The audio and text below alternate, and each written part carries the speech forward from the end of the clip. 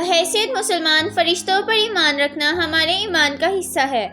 ہر مسلمان اقرار کرتا ہے کہ وہ ایمان لایا ہے اللہ پر، اس کے فرشتوں پر، اس کی کتابوں پر، اس کے رسولوں پر اور قیامت کے دن اور مرنے کے بعد پھر زندہ ہونے پر۔ اسلام میں فرشتے آسمانوں پر رہنے والی برگزیدہ اور بابرکت ایسی مخلوق ہے جو خطا سے پاک اور معصوم ہے۔ ان کی پیدائش انسانوں سے پہلے ہوئی ہے۔ اللہ نے ان کی تخلیق نور سے کی ہے۔ وہ اللہ کی حمد و ثنا بیان کرتے ہیں اور اس کی طرف سے عائد مختلف ذمہ داریوں پر مامور ہیں۔ اللہ تعالیٰ کا پیغام انسانوں تک پہنچانا انہی فرشتوں کی ذمہ ہے۔ ان تمام فرشتوں میں 4 مشہور فرشتے ہیں جن کے نام حضرت جبرائیل، میکائیل، اسرافیل اور عزرائیل علیہ السلام ہیں۔ ان تمام فرشتوں میں حضرت جبرائیل علیہ السلام تمام فرشتوں کے سردار اور سب سے برتر ہیں۔ روایتوں کے مطابق فرشتوں کے 12 قبائل ہیں۔ ہر قبیلے میں فرشتوں کی تعداد زمین کے ذرات کے برابر ہے۔ عرش الہی کے 6 لاکھ پردے ہیں جن کے ارد گرد فرشتے ہمیشہ گھومتے رہتے ہیں۔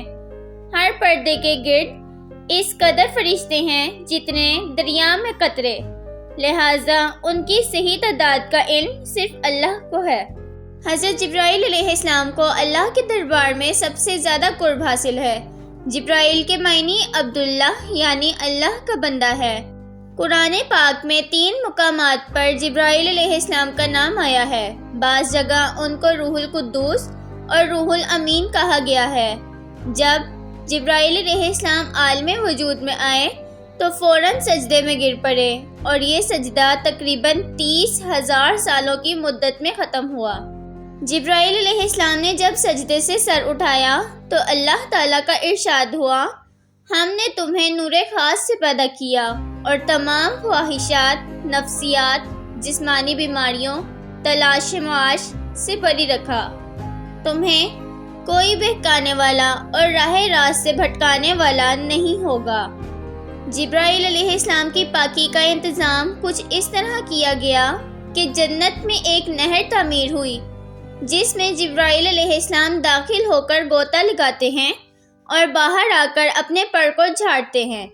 غوطہ لگانے کے بعد جتنے قطرے ان کے پروں سے گرتے ہیں، اللہ ہر قطرے سے ایک فرشتہ پیدا فرماتا ہے۔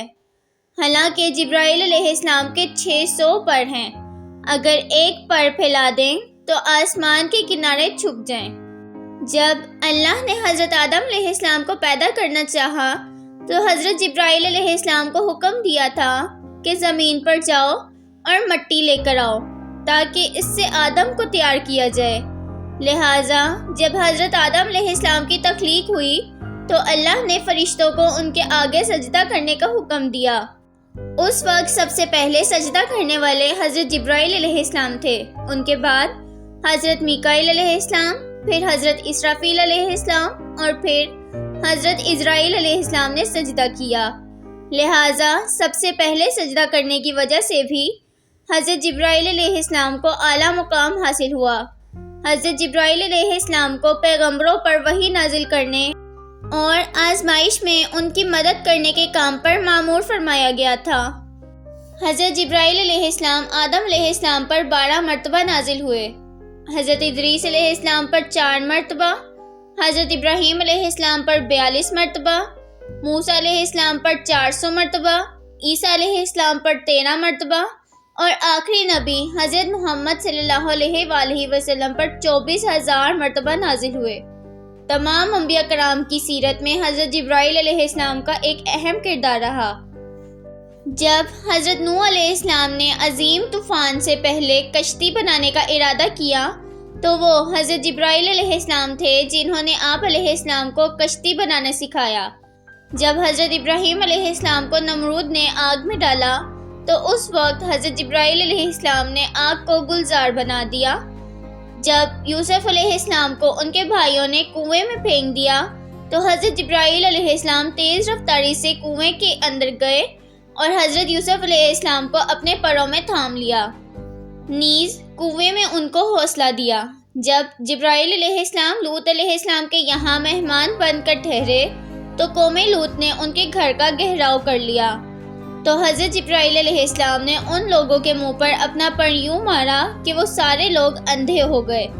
اس کے بعد قوم لوط کے علاقے کو اپنے پروں پر اٹھا لیا جو 5 شہروں پر محیط تھا، اور انہیں زمین پر پٹک دیا۔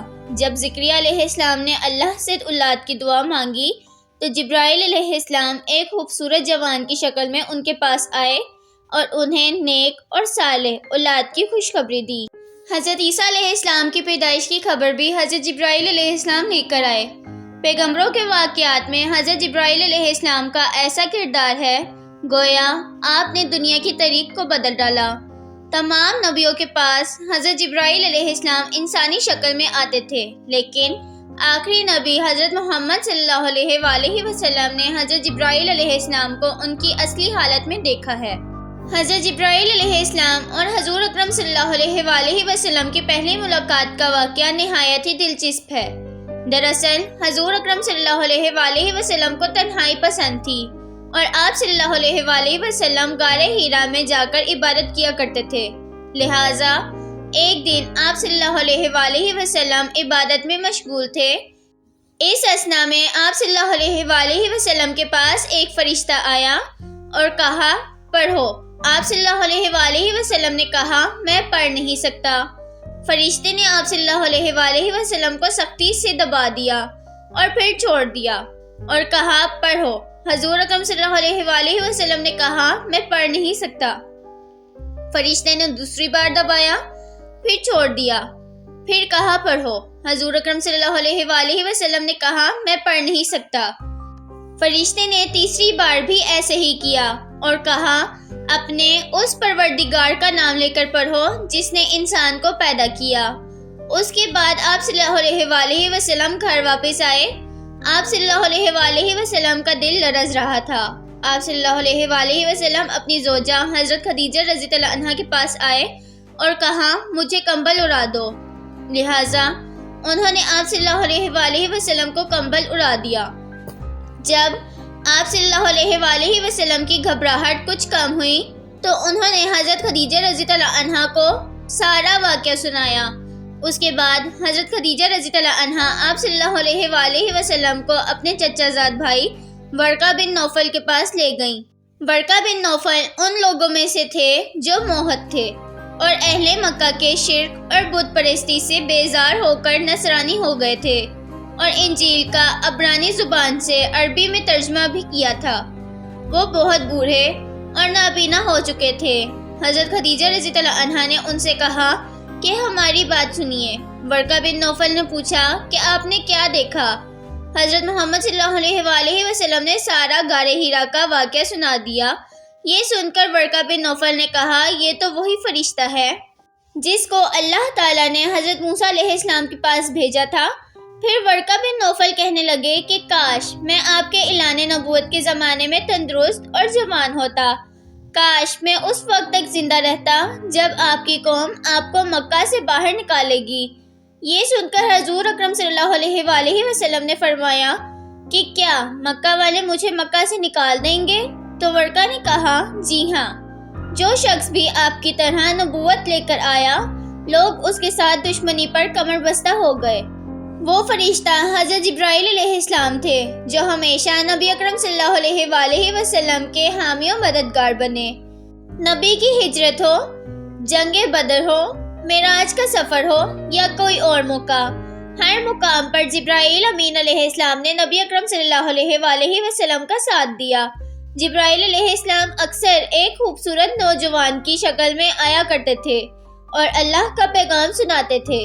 ایک مرتبہ نبی اکرم صلی اللہ علیہ وآلہ وسلم نے حضرت جبرائیل علیہ السلام سے فرمایا کہ میں چاہتا ہوں کہ آپ کی اصل صورت میں آپ کو دیکھوں۔ حضرت جبرائیل علیہ السلام نے عرض کی آپ بقیع گرکان میں مجھ سے ملاقات کریں، لہٰذا آپ صلی اللہ علیہ وآلہ وسلم اس دن وہاں تشریف لے گئے تو حضرت جبرائیل علیہ السلام نے اپنے پروں میں سے ایک پر پھیلایا جس سے آسمان کا افق بھر گیا، یہاں تک کہ آسمان کی کوئی چیز بھی نظر نہیں آتی تھی۔ ایک روایت کے مطابق ایک مرتبہ رسول اللہ صلی اللہ علیہ وآلہ وسلم نے حضرت جبرائیل علیہ السلام سے پوچھا اے جبرائیل ذرا یہ تو بتائیے آپ کی عمر کتنی ہے؟ حضرت جبرائیل علیہ السلام نے عرض کی یا رسول اللہ صلی اللہ علیہ وآلہ وسلم مجھے اپنی عمر کا صحیح علم تو نہیں ہے، لیکن اتنا یاد ہے ساری کائنات کے پیدا ہونے سے پہلے اللہ کے حجابات میں سے چوتھے پردے میں ایک ستارہ چمکا کرتا تھا، اور وہ ستارہ 70,000 سال کے بعد ایک مرتبہ چمکتا تھا، اور میں نے اپنی زندگی میں وہ ستارہ 72,000 مرتبہ دیکھا ہے۔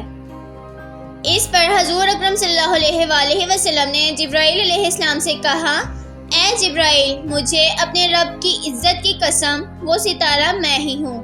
اس روایت کو علی بن برہان حلبی نے اپنی کتاب سیرت حلبیہ میں نقل کیا ہے، لیکن اس کی کوئی سند نہیں ملتی۔ اکثر علماء اس روایت کو موضوع قرار دیتے ہیں۔